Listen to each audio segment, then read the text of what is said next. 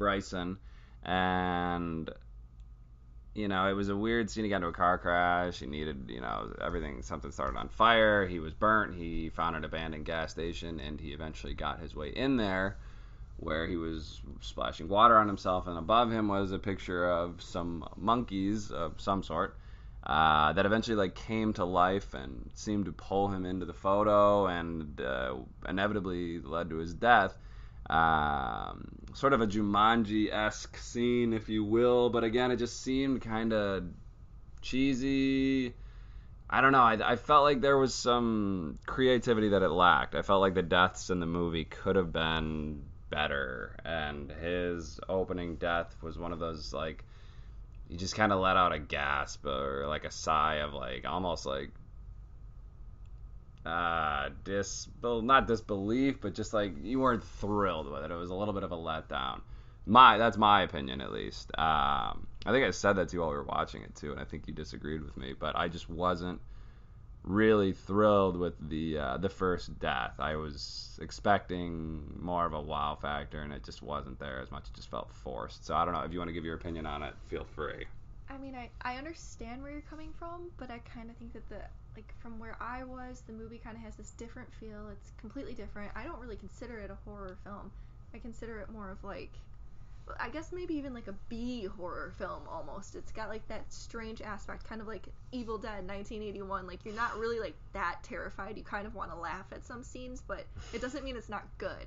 No, and I think that monkey scene kind of all the scenes maybe where they're getting killed, honestly, probably has a little bit of that feel to it. Yeah, and I like that kind of thing. So I enjoyed it. It's in its own category. It's not your typical horror thriller film. It was. You're right. No, it was definitely. Not everybody's gonna like that. Yeah, I know exactly. Because if you're looking for a movie like it's not that. If you're looking for it's maybe more comparable to Scream, because there's your low-key moments where you're laughing and entertained, and then there's the high-stress moments where you're thinking, shit, who's going to get killed next? What's... I kind of think it was a slow build-up. Yeah. And, yeah, you weren't too scared or on the edge of your seat for the first however many, but it got a little more intense each time. But that's just my opinion, too. Yeah, so. No, I agree with that. And the movie reference, a 1981 movie reference she just threw out there, I can't admit to having seen that, so... Oh, we must. Yeah, give her full credit on that.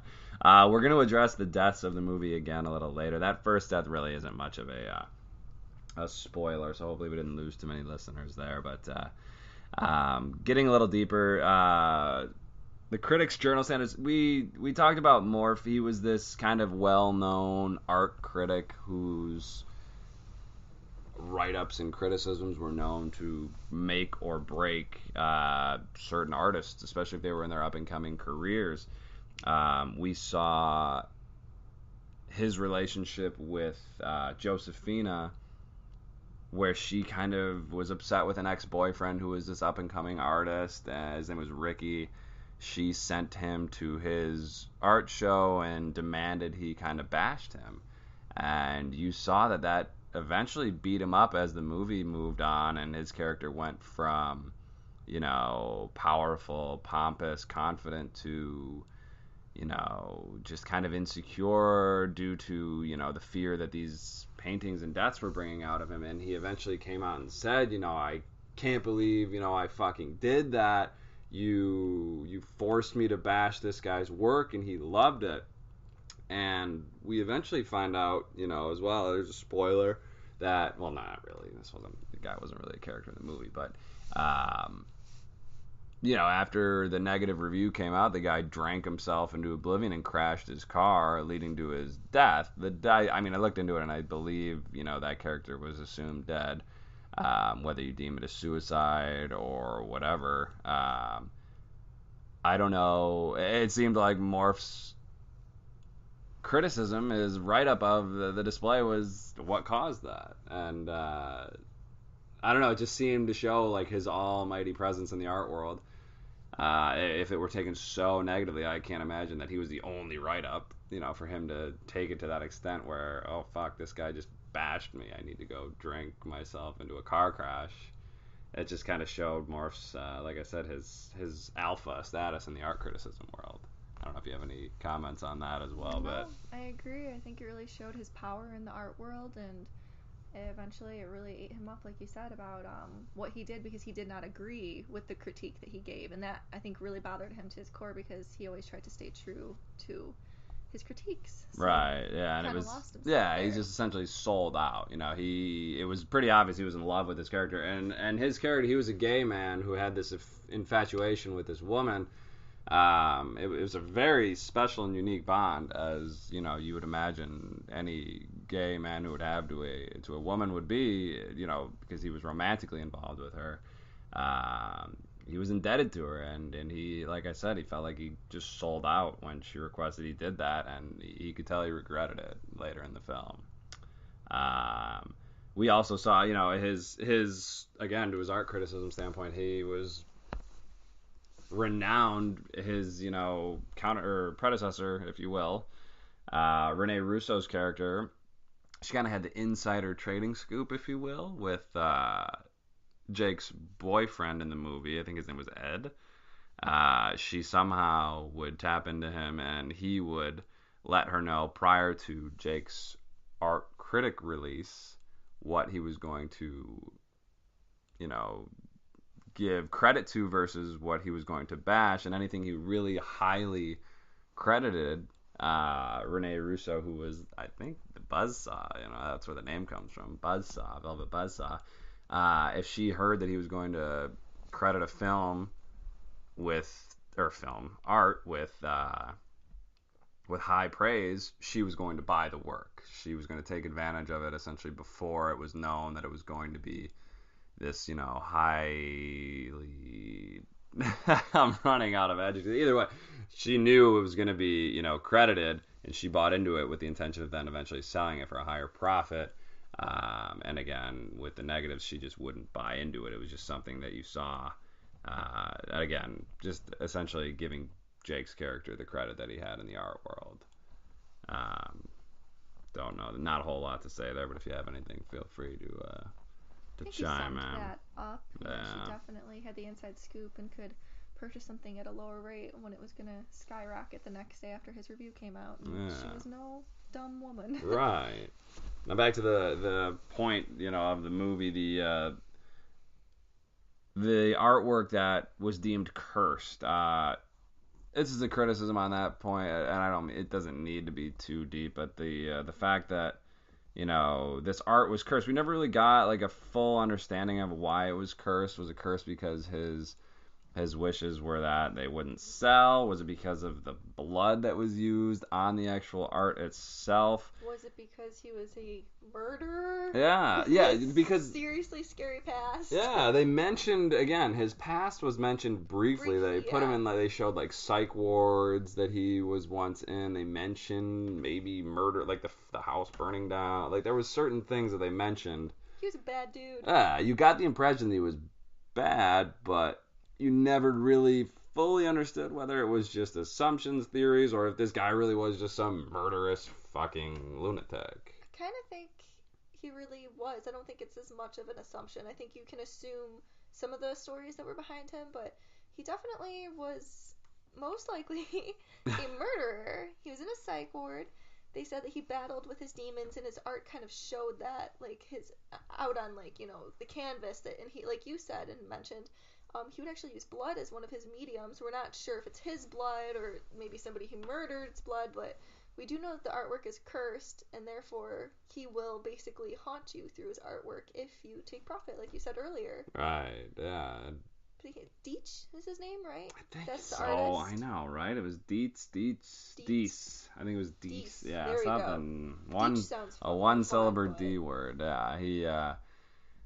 But yeah, it was never very clearly laid out, but it was understood enough. And again, there didn't need to be a deep story to that. It kind of added to the ominousness of it. Like, it made it more kind of creepy. I like when, horror films or whatever you want to classify this as don't give away the whole shebang. You kind of have to, like, leave it to your imagination. Me too. The movie ran, I think, like 100. It was over 100 minutes. It wasn't 2 hours, but it was closer to 2 hours and an hour and a half for sure. And I think if they would have dove into more of a side story on that, it just would have been too long. I And think I it would have also been. think it would have been a completely different movie. It I would do have been too. like The Ring or something like, let's dive into the past. Yeah. The focus wasn't his past. It was more like the art world and the greed behind it and what was happening to these people. Yeah, I agree. So I think they remained focused in a good way. For sure. Just some cool scenes. I think we discussed this, you and I, earlier. When Morph started to realize what was going on, that the art was essentially tainted and cursed, when he was checking out the display for that sound room, and he was kind of surrounded by, his own negative reviews and just kind of just criticisms. It was something that kind of just mentally like broke him down a bit. And you saw, really, that was where you kind of saw the downfall of his character. And it was kind of where I saw, like, fuck, is he going to die? Like, it wasn't right then, but, like, you just kind of, like, understood there, like, are we losing him at this point? Like, but it still made you really still liked him as a character. He was still doing it very well, presenting it very well. But as, like, a viewer, you're just sitting there, like, I don't want him to be the one. I didn't want him to die, personally. I didn't want to see his character go. And I felt like that was just almost a turning point for him. But it was a cool scene. I don't know, I kind of liked it. You've seen it in other movies, but it was, I don't know, I thought it was kind of cool. Yeah, he was supposed to go into this like new exhibit and critique it, and they shut down the whole entire museum for him to go into this exhibit and experience it by himself. And he's surrounded, like you said, by like all these specific, like different kinds of speakers, and you're in the middle, and you're supposed to be hearing apparently whale noises, and instead they close the door. He can't get out, and like you said, all the critiques of his past come out, and you see him kind of like realize like how much the critiques, like what he really sounds like. I think is the first time he started realizing like, this is who I am, this is like what I do, and this is what I'm saying to people, and this kind of sucks, and it kind of messed with his brain. And like you said, I think he needed to die, though. It would have made no sense if he didn't. Yeah. I didn't want him to, but he participated heavily in the profiting of. But he was eventually the one who came out and said, it was almost like his conscience became clear, what he was, what he had essentially sinned on already should be forgiven, because he came out with that article later in the movie that then said, oh, don't buy this guy's work. It's tainted. People are dying. If you're profiting from it, you're going to suffer the consequences. And at that point, I'm like, okay, here's the revelation of this character. Like, he's now should be forgiven. He's the one that we've seen of all these art gurus, if you will, who learned from his mistakes and was trying to make better of it, whereas the other people were still kind of like, fuck this, I don't care, I'm selling it, I'm going to do what I can to profit off of it, and that's that. Yeah, well, Deese, is that his name? Yeah. Crazy artist who's dead, who like killed his dad, and a bunch of other people don't really think he cares about forgiveness. So Yeah. Jake Gyllenhaal, out. All right, yeah, see you, Jake. Sorry. So one of the things we did want to kind of discuss to make this more of a little bit fun of a spin-off were the deaths of the characters. So we've spoiled some stuff already, as we've already announced, but we're going to continue to. So one of the deaths, well, I think we kind of wanted to rank them, right? And it's going to be tough to kind of rip through real quick the deaths of the characters, but if I were to do it very quickly, I didn't like I said in the original, in the beginning, how Bryson was killed. But you know what? No, I wouldn't even deem him last. I would deem Rene Russo's character's death last in my ranking, if you will. So she was the Velvet Buzzsaw. She had that tattoo of the Buzzsaw on her neck, and she was the last to die. And usually that should be like the most emphatic, climatic, maybe not the most climatic, but like kind of the most original, if you will. You'd seen this tattoo earlier in the movie. It was a little bit of a foreshadow. You didn't expect that was how she was going to die. Like the actual art that was drawn onto her body was going to be what killed her.